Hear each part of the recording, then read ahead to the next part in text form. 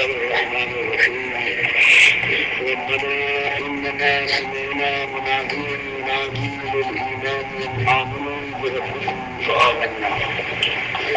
ربنا فاغفر لنا ذنوبنا وكفر عنا سيئاتنا وتوفنا مع الأبرار ربنا وآتنا ما وعدتنا على رسلك ولا تخزنا يوم القيامة إنك لا تخلف الميعاد فاستجاب لهم ربهم إني لا أضيع عمل عامل منكم من ذكر أو أنثى بعضكم من بعض والذين هاجروا وأخرجوا من ديارهم وأوذوا في سبيلي وقاتلوا وقتلوا لأكفرن عنهم سيئاتهم ولأدخلنهم جنات تجري من تحتها الأنهار ثوابا من عند الله والله عنده حسن الثواب.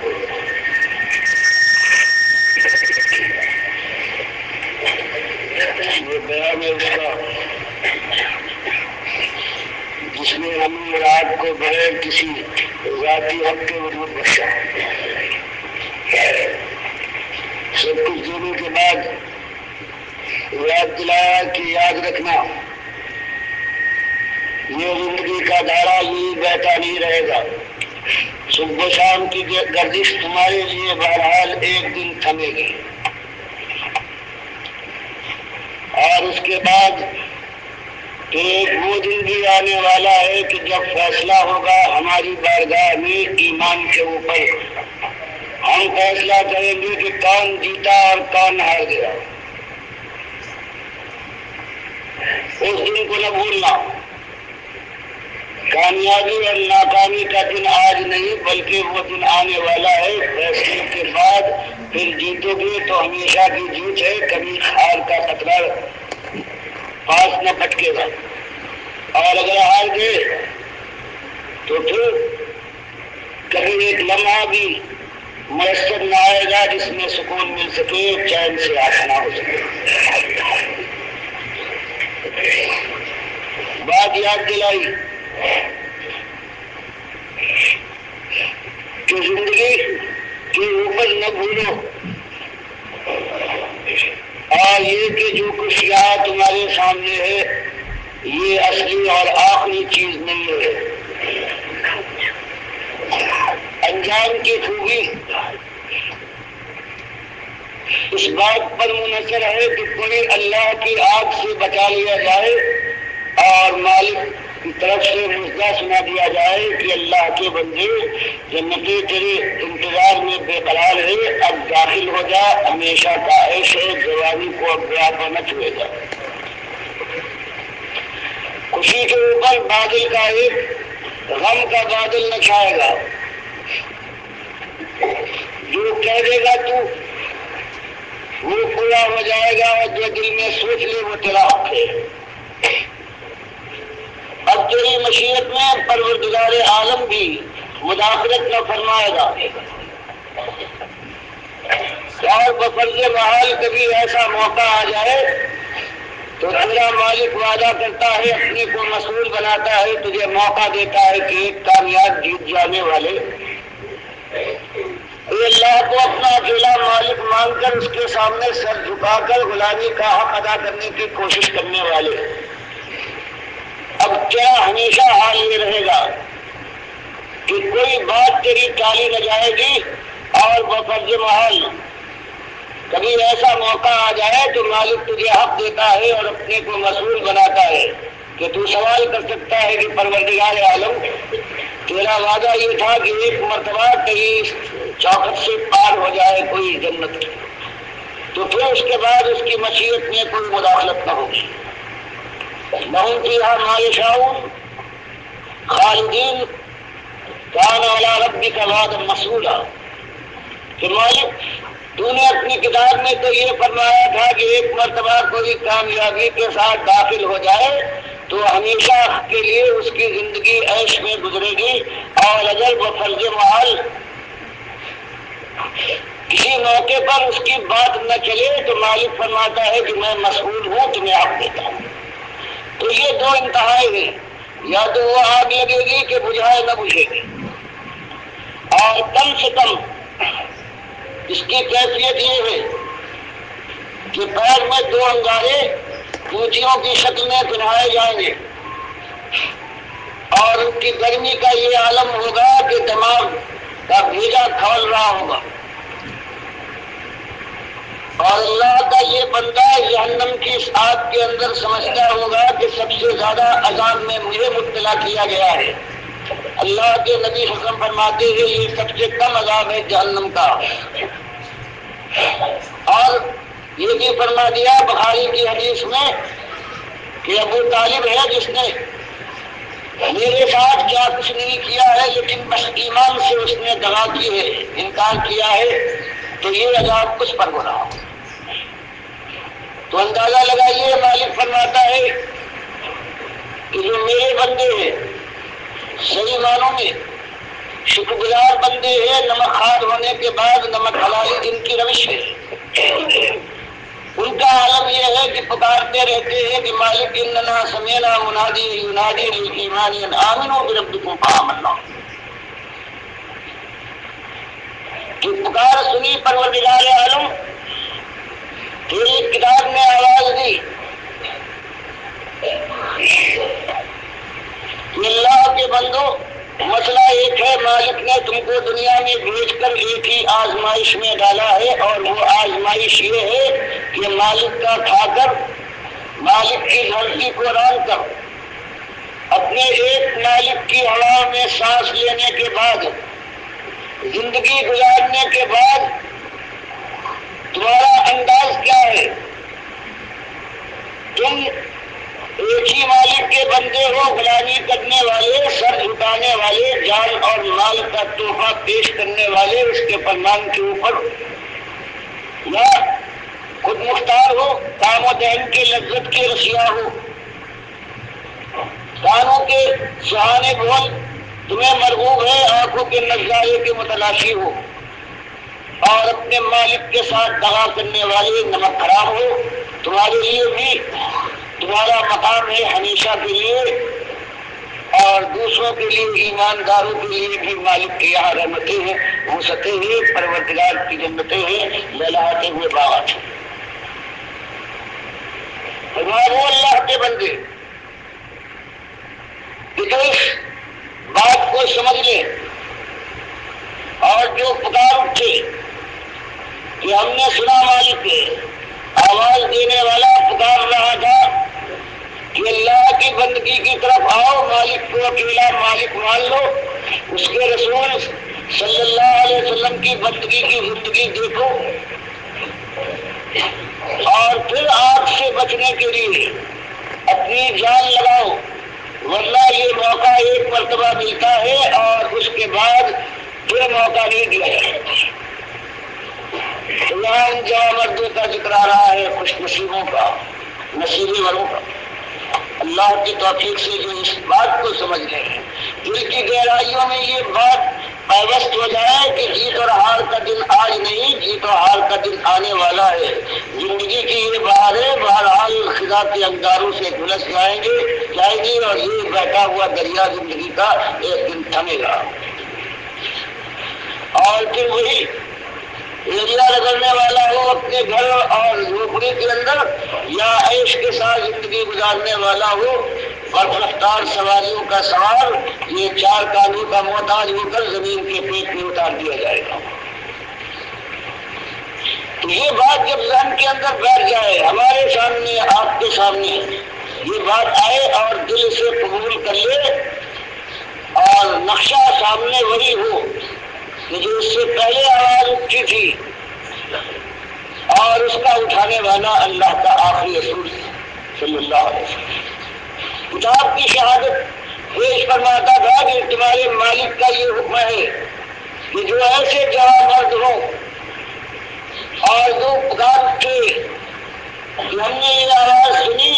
مقصد زندگی کو پہچانا پروردگار، ہم ایمان لے آئے، تو پروردگار اب دل کی لگن یہ ہے کہ بس تیری آگ سے بچ جائے، تیری رضا کا اصول ہماری جھولی میں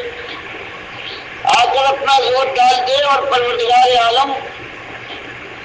تو ہم سے راضی ہو جا ہماری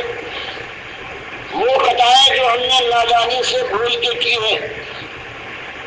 جو ہمیں کرنا چاہیے اور اپنی ان چیزوں کو ہم نے نہیں کیا ہے مالک، ان سے درگزر فرما،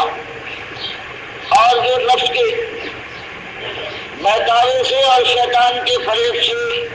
ہم غلط راستے پر چل نکلے ہیں اور بڑھتے گئے ہیں، پروردگار ہماری ان خطاؤں کو بھی معاف فرما دے۔ تو ان کو بتایا جا رہا ہے کہ جو سانسیں لے رہے ہیں ان فضاؤں کے اندر، جن کے رگوں میں ابھی گرم و سیال خون دوڑ رہا ہے، ان کو وہ بات یاد دلائی جا رہی ہے کہ اپنی خیر خواہوں، اپنی جانوں کو اللہ کے غضب سے بچانے کی کوشش کرو، آج اس کا موقع ہے۔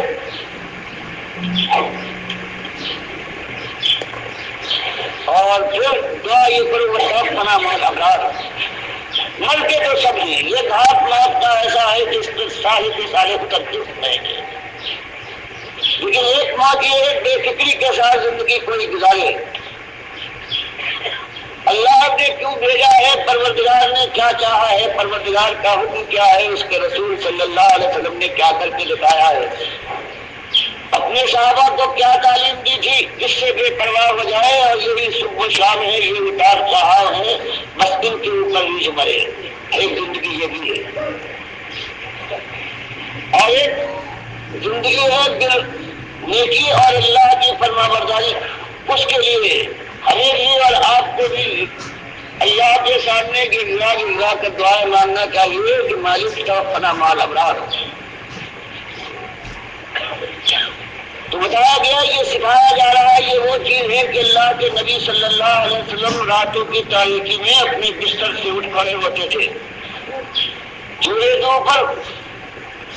ہاتھ پھیر کر پوری طرح سے نیند کو بھگانے کی کوشش کرتے تھے، اور اس کے بعد یہ آیتیں پڑھتے تھے، ربنا اننا سمعنا مناديا ينادي للإيمان أن آمنوا بربكم فآمنا ربنا فاغفر لنا ذنوبنا وكفر عنا سيئاتنا وتوفنا مع الأبرار ربنا وآتنا ما وعدتنا على رسلك ولا تخزنا يوم القيامة إنك لا تخلف الميعاد۔ اور پھر یہ جلال اللہ کا انسان یہ دعا مانگے کہ پروردگار جو تو نے وعدہ کیا ہے بالکل یقینی وعدہ ہے، لیکن وہ اتنی بڑی چیز ہے کہ پورے قرآن کے لیے مالک بار بار یہ تمنا ہوتی ہے کہ دعا کروں کہ پروردگار جو تو نے وعدہ کیا ہے اپنے رسولوں سے کہ دیکھو دنیا والوں ایک ہی مسئلہ ہے، ایک امتحان ایک آزمائش میں ڈالے گئے ہو، اور وہ امتحان اس بات کا ہے کہ تم اپنے مالک کو ایک مالک مانتے ہو اور جو ایمان کے تقاضے ہیں ان کو پورا کرنے کی کوشش کرتے ہو، اور ایمان کے تقاضے آگے آ رہے۔ اس کے بعد کی آیت میں اللہ تعالیٰ بیان فرماتا ہے کہ وہ تقاضے ہیں کیا، اور جو ان تقاضوں کو پورا کر دے ان کا کیا مقام ہے۔ مالک فرماتا ہے یہ اللہ کے یہ بندے ہیں، انہوں نے اس انداز سے اپنے مالک کی رحمت کو متوجہ کرنے کے لیے آواز اٹھائی ہے، تو مالک فرماتا فاستجاب لهم ربهم، مالک نے ان کی دعا اور پکاروں کا جواب دیا اور قبول فرمایا، اور فرمایا کہ انی لا اضیع عمل عامل منکم من ذکر او انثى بعضکم من بعض۔ اس طرح سے اس انداز سے میرے وہ بندے، وہ مرد ہو یا عورتیں ہوں جن کے دل کے اندر یوں ایمان اتر گیا، جو میرے خوف سے کاپے اور میری آگ سے بھاگنے کے لیے اپنی جان کی توانائیوں کو لگائے، جو میری رضا کے لیے اپنا سب کچھ میٹ دینے کی کوشش کرے، تو میں ان کے اجر کو ضائع کرنے والا نہیں ہوں، لیکن یہ میرے دین میرے ساتھ ایمان اور میری بندگی کے تقاضے بھی تو سمجھو۔ تقاضے یہ ہے والذین ہاجروا واخرجوا من دیارہم واوذوا فی سبیلی وقاتلوا وقتلوا، تو یہ اللہ تعالیٰ کا اعجاز بیان ہے یہ تفصیل کے بجائے اشارے فرماتا ہے فالذین ہاجروا، فرمایا یہ لوگ ہجرت کر جائے، اور بیان کرنے کا انداز دیکھیے کہ ایمان ان کا ایسا ایمان ہو کہ ان کی زندگی اس ایمان کے رنگ میں رنگ کر ایک دنیا کے سامنے مثال پر کام کرے، اپنی زندگی کو بندگی کے رنگ میں لگنے کے بعد پھر وہ اللہ کے دین کی طرف دنیا والوں کو بلائیں، اقتدار والوں کو ہوشیار کریں کہ آج اگر کرسی کے اوپر براجمان ہو تو یہ اللہ کی رحمت اور اس کی مشیت کا تحفہ ہے۔ تمہارے اپنے ہاتھ کی کمائی تمہارا زور بازو نہیں ہے، اس لیے اپنی خود مختاری سے باز آؤ اور اپنے مالک کے سامنے گردن جھکا کر اس کا بندہ بننے کی کوشش کرو، اور یہ تمہارا جو طرز عمل ہے اس پر توبہ اور استغفار کرو۔ اگر یہ ایک بات جب ان کی اپنی زندگی سے ثابت ہو اور دنیا کو جب للکاریں گے تو یہ اقتدار کے ماتھے پر بل پڑ جائیں گے، اور جب مہاجن کے لیے ان کی آواز ہوگی کہ حرام سے سود کا کاروبار کر کے خیانت کے ذریعے سے بے ایمانی سے یہ مال بٹورنے والوں اور اس پر خزانے کا سانپ بن کر بیٹھنے والوں، اللہ نے تم کو اگر دیا تھا تو اپنا بھی حق ہے تمہارا، اللہ نے تم کو اختیار دیا ہے، پروردگار نے اجازت دی ہے کہ اپنے نفس کے ایک محدود اللہ کی حدود کے اندر اس کو بھی خوش کرو، لیکن اللہ کی بندگی کے ساتھ یہ ثابت کر دو کہ تم نمک حلال ہو، نمک حرام نہیں ہو، مالک کے شکر گزار ہو اور ناشکری کرنے والے نہیں ہو۔ اور جب اس طرح سے پابندی لگانے والا یہ اللہ کا بندہ ہے، اس کی آواز اس طرح سے آتی ہے اور اس طرح سے مہاجن ہے یہ دولت کے انبار پر بیٹھنے والا، جب اس کی خود مختاری کے اوپر قدم لگتی ہے تو آگے یہ بھی جل اٹھتا ہے۔ یہ جو مال کے ذریعے سے آبرو خریدتا ہے اور جو جان تک کی ہتھیار لیا کرتا ہے اس کا یہ حال ہوگا، اور اس کے بعد سب سے بڑا مقابلہ ہوگا یہ دین کا بیوقاری ہے۔ یہ اللہ کے بندوں کا صرف مال نہیں کھاتا باطل طریقے سے، بلکہ اللہ کی راہ سے روکنے کے بعد اپنے پیٹ میں آگ بھرنے کا انتظام کرتا ہے، اور یہ ہے سب سے زیادہ اس راستے میں رکاوٹ پیدا کرنے والا ہے، اور سب سے یہ پوری تاریخ جو صحابہ کرام کی ہے اللہ تعالیٰ دہرا رہا ہے، اور یہی وہ ملا ہے جن کے اختیار میں کسی قوم کا جمہور اور عوام ہوتے ہیں، یہی وہ ہے کہ ان کے مناسب کو بھر دینے والے لوگ ہیں، اور یہ تینوں مل جاتے ہیں ایمان کی آواز کے خلاف، کیونکہ ان کی دنیا پر زد پڑتی ہے اور عوام کو یہ ابھارتے ہیں، اور پھر ایک قیامت برپا ہوتی ہے، حقیقت آشو بھی آشو ہے۔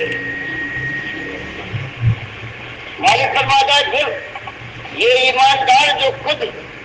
اللہ کے سامنے جھک کر اپنی زندگی مالک کی غلامی میں لگا دیتے ہیں، اور اس کے بعد پھر تواسی بالحق کے ذریعے سے اب ان کے ماحول میں لگ جاتی ہے، فرمایا اس کے بعد تو لازمی تقاضا ہے کہ اب ان کا ماحول ان کو برداشت نہیں کرتا۔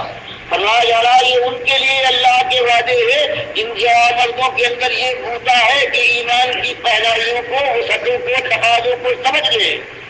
ماحول کفر شرک کی بارش کر رہا ہے، اس کے اندر ایمان کی آواز اٹھنا کوئی معمولی بات تو نہیں ہے۔ بجائے جو ایسے ہمتور ہو کہ ایمان کے لیے اپنا سب کچھ لگانے کے اوپر عزم کے ساتھ آگے بڑھے،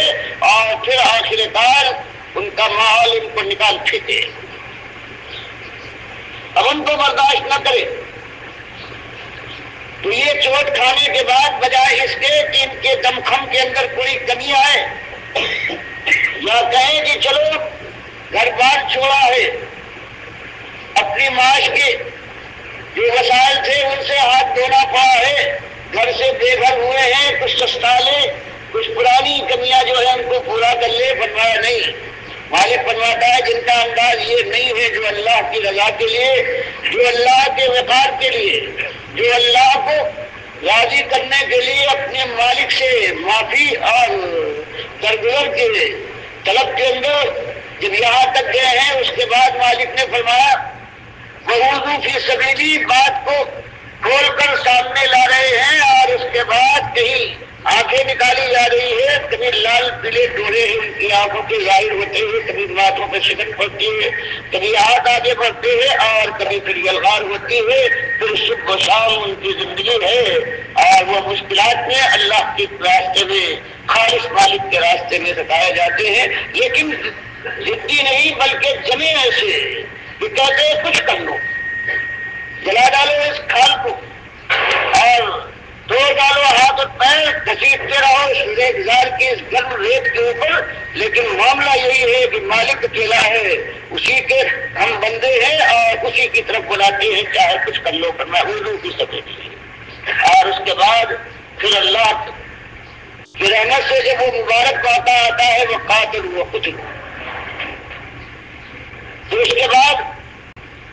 اللہ کی راہ میں اللہ کے دین کو غالب اور مالک کی رضا کے حصول کے لیے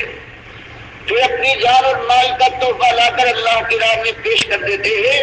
سربتب جاتے ہیں میدان جنگ کے اندر اور قتل بند ہو جاتے ہیں، پھر موت کی آنکھوں میں آنکھیں ڈال کر مسکراتے دل کی گہرائیوں سے شہادت کی تمنا سے بھرپور دل کے ساتھ شہادت کی تمنا کرتے ہیں، اور پروردگار عالم اگر ان کی آرزو پوری کرے تو ان کی زبان سے بے ساختہ خوشی کا نعرہ نکلتا ہے، اور یہ ہوتا ہے اللہ اکبر فزت ورب الکعبہ، مالک تو ہی بڑا ہے، میں تو اپنی مراد پر پہنچ گیا۔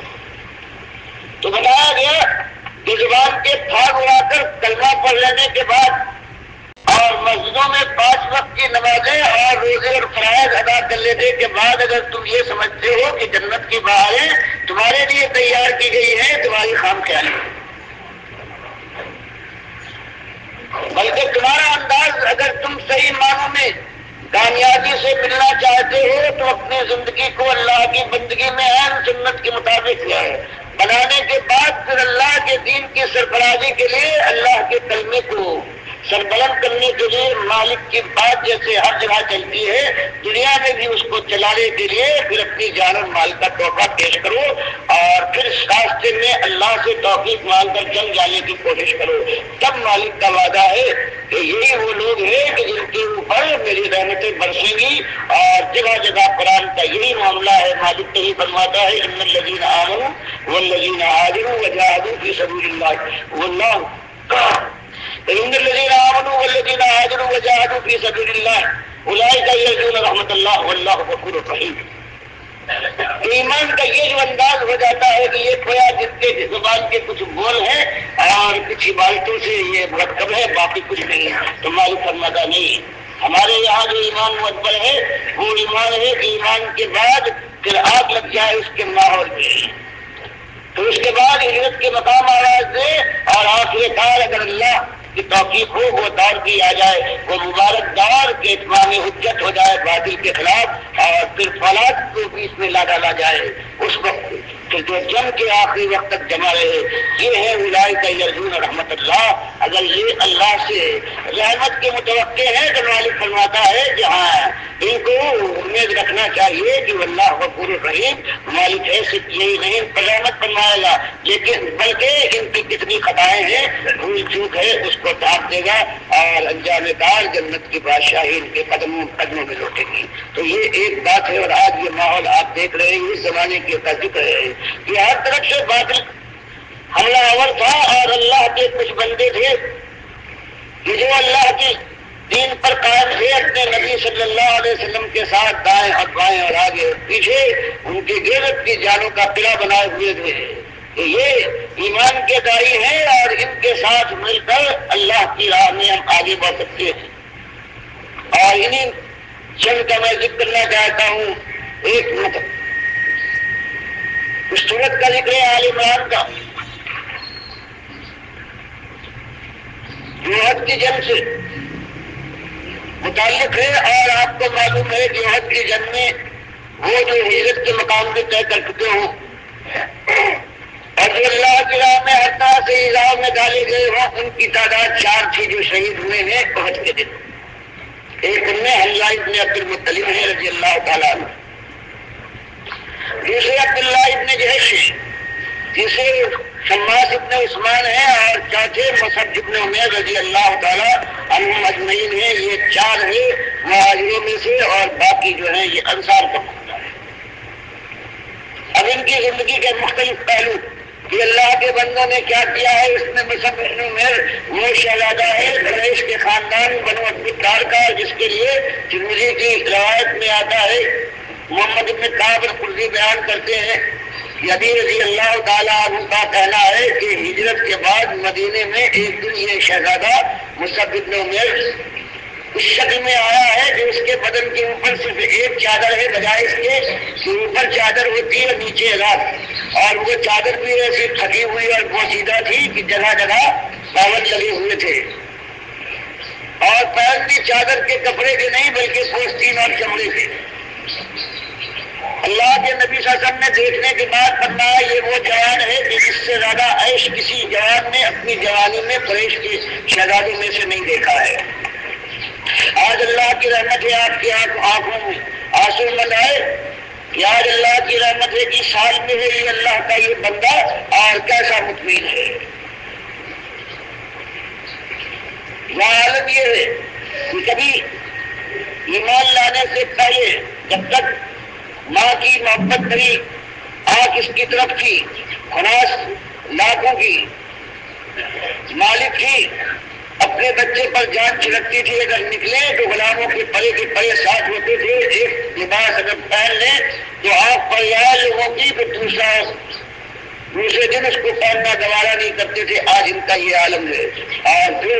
جو بخاری اور مسلم کی حدیثوں میں پھیلی ہوئی بات ہے کہ انجام ان کا یہ ہوا ہے کہ عہد کی جنگ میں یہ جھنڈا ان کے ہاتھ میں ہے، ایک ہاتھ کر جاتا ہے، دوسرے سے روکنے کی کوشش کرتے ہیں، یہاں تک کہ ابن قیہ مار کرتا ہے نیزے کا اور شہید ہو کر گرتے ہیں زمین کے اوپر۔ شک ملتی جلتی تھی اللہ کے نبی صلی اللہ علیہ وسلم سے، اسی لیے خبر اڑ گئی کہ نبی صلی اللہ علیہ وسلم بھی شہید ہو گئے، اور ایک پریشانی کا عالم ہے یہاں، لیکن اللہ کی یہ رحمت ہے قریش مکہ کے دل میں اللہ نے روک ڈال دیا، اور خود جیتی ہوئی بازی چھوڑ کر وہ میدان سے ہٹ گئے۔ اللہ کے نبی صلی اللہ علیہ وسلم نے فرمایا کہ شہداء کو اب دفنانے کا موقع ہے، اور اب اتنی سخت نہیں ہوئے کہ اتنی قبریں 70 قبریں کھودی جائیں، اس لیے ایک ایک قبر کے اندر کو شہداء کو داخل کر دیں، اور جو ان کے بدن پر لباس ہے وہی ان کا کفن بنے گا، اور بغیر غسل کے ان کو سپرد خاک کر دیں۔ تو کہیں عبدالرحمن ابن عوف رضی اللہ تعالیٰ عنہ یاد کرتے ہیں ان کی اس کیفیت کو، کبھی خباب ابن عرب رضی اللہ تعالیٰ عنہ بخاری جگہ جگہ لاتے ہیں، اتنی جگہ پر ان کا ذکر فرمایا گیا ہے کہ اس کے بعد جو حضرات دفن کرنے کے لیے معمور کیے گئے تھے، انہوں نے آ کر اپنی ایک مشکل بیان کی اور کہا کہ اللہ کے نبی صلی اللہ علیہ وسلم مصعب بن عمیر رضی اللہ تعالیٰ عنہ کا حال یہ ہے کہ اگر ہم ان کے اپنے کپڑوں سے ان کے سر کو ڈھانپتے تو پیر کھل جاتے ہیں، اور پیر کو بند کرے تو سر کھل جاتا ہے۔ تو اللہ کے نبی صلی اللہ علیہ وسلم کیا کرے؟ نبی صلی اللہ علیہ وسلم نے ان کے سر کو ان کی چادر سے بند کر دو، پیر کھلا رہے گا، اس پر اس کی گھاس ڈال کر اور سپرد خاک کر دو۔ تو یہ ہے اللہ کا وہ بندہ ہے کہ جوانی اس نے اس انداز سے گزاری ہے، پھر اللہ کی راہ میں حبش کی ہجرت کی ہے، حبش سے آنے کے بعد پھر مدینے کی طرف ہجرت کی ہے، اور اس کے بعد بدر میں اللہ کے نبی صلی اللہ علیہ وسلم کے ساتھ رہا، اور عہد میں اپنی انجام کو پہنچا ہے۔ کیسا خوشنما انجام ہے، کیسا حسین انجام ہے، اور اللہ کی بندوں کی واقع میدان محشر میں دیکھیں گے جس طرح سے اللہ کے نبی صلی اللہ علیہ وسلم نے فرمایا ہے کہ میری ذوق کا صحیح معنوں میں مجاہد، اور جو شہید ہو جائے اور اپنی نظم پوری کر دکھائے تو اس کا عالم یہ ہوگا کہ دنیا میں